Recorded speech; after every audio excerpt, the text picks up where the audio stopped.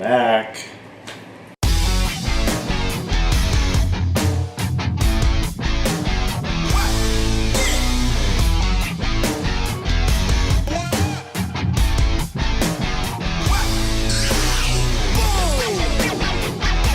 Hey, what's going on, guys? So, it's been a minute.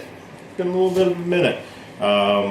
Quick announcement. I moved. I actually bought a house. Yay, I'm an adult. So anyway, so I've been moving the last couple weeks and we're finally getting settled.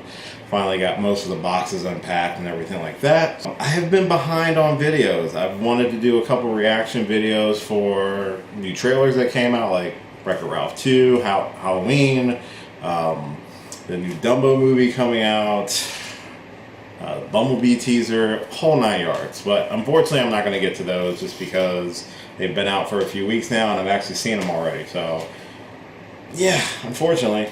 Anyway, I did get to go see Incredibles 2 this weekend, and so this is going to be my quick review of that. This will be non-spoiler. I don't want to spoil this movie. It's actually a lot of fun. So, Incredibles 2. We've been waiting 14 years for The Incredibles 2 since the first Incredibles came out back in 2004? Yeah, 2004. God, I was 21 in 2004. Well, no, I was older than 21. Anyway, I'm getting confused here. Anyway, Incredibles 2 picks up immediately after the events of the first Incredibles with the Parr family, Mr. Incredible, Elastigirl, Dash, Violet, and Baby Jack Jack. So they have an event. It's, if you've seen the first Incredibles, you know how it ends with the Underminer basically coming out of the ground, trying to steal something. So the Incredibles jump into action, they stop them. At this point, it is still illegal for any people with powers to do any sort of superhero work. So they get in trouble and they're kind of left on their own at this point. So that leaves them to try to figure out how to support the family, especially without Bob having a job, without Helen having a job, whole 9 yards. You got 2 kids in school you got to support, and a baby. A baby with developing superpowers that we'll get into in just a minute. So they do meet a telecommunications mogul tycoon who wants to bring supers back in a positive way into the limelight. And that leads us into Elastigirl becoming the forefront of this new pro-superhero movement and leaving Mr. Incredible at home with the kids. I really enjoyed okay, let me rephrase that. I love The Incredibles 2. I think it's probably my favorite Pixar movie at this point. And that says a lot considering that I waited 14 years for this thing to come back out with the sequel. And I'm glad they took their time. I'm really glad they decided to take their time to come up with a really good story to tell and to not just rush into it like you've done with your Cars 2 or really just Cars 2. I like the role reversal from the first film with Helen, Elastigirl becoming the main protagonist of the movie, with her being the superhero, doing all of the supering, and leaving Mr. Incredible, leaving Bob at home to take care of the kids. It's kind of a nice little play on Mr. Mom. It was an old Michael Keaton film way back in the day. And it was a really fun little play on him trying to be the dad, him learning to swallow his pride and be supportive for his wife, and to take care of Baby Jack Jack, who stole the show. I love Jack Jack. I thought it was really cool with the way that his powers are just random. And he's got, I think they clocked in at like at least 18 different powers they showed during the movie. It's hard to run through all the different powers that Jack Jack actually has, but Jack Jack is OP.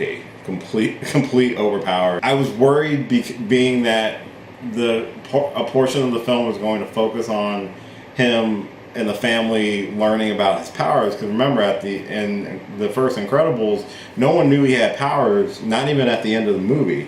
They learned about it in this movie. So that was a fun dynamic for this film to go into, was the family learning his powers, but also learning how to teach him some form of control, because he's only a baby. And the comedy, I was worried it was going to be too much, but it was the funniest parts of the movie with Jack and just especially with Edna, because there was a really cute scene between Edna and Jack and how she's pretty much his aunt, and it's so hilarious. It's really funny. I love the twists with the villain, but I did kind of see it coming from a mile away. Unfortunately, it wasn't one of those like, oh, you had you guessing. It's like it was easy to tell what was going to happen with the villain arc, and I think for the movie it worked because the villain wasn't the primary focus. It was really a continuation of telling the story of a family of superheroes trying to live in a world where, as a superhero, you want to do the right thing, but unfortunately the law is against you. How do you accept who you are, as well as teach your kids that yes, you are different, but you still want to give them the option to choose what they want to do with their life, with their powers. And you see that a lot, especially with Violet, as she's getting older and more of a teenager. Granted, this movie takes place over the span of maybe a week, so it's not a lot, but due to the events of the first movie, you can tell Violet gained a lot of confidence in herself, and a lot of her teenage angst came out, which was entertaining. It was entertaining. It was really heartfelt. I liked how they used the kids. I like how they used some of the other superheroes that they introduced in the movie, and I liked Sam Jackson's Frozone, how he was a little bit more in the movie compared to the first one. They definitely gave him more of a larger role than they did in the first movie. Not much I can say negatively about the film besides the fact of the twist with the villain I kind of saw coming a mile away. Overall, I mean, it's like this is one of Pixar's best. I mean, I will say it's my best Pixar movie. I know most people that's Toy Story 3. I'm not as big of a fan of Toy Story 3 as some people. Sorry. Just not. I'm not heartless. I after the first Toy Story, I was fine. But Incredibles has always held a special place in my heart. It is to me still the best Fantastic Four movie we're probably ever going to get. If you look at the blueprint of The Incredibles, you can hold it side by side with the Fantastic Four, even down to Jack being like, oh my God, what is his name? Sue and Reed's son, who's completely overpowered. I'll put the name right here. I don't remember. I'm moving a process, and I've got an office set up now, so I can get to do my videos a little bit more comfortably. I don't necessarily need the green screen, but I will still use the green screen. But that's rambling. Anyway, Incredibles 2, please go see it in theaters. It is amazing. I loved it.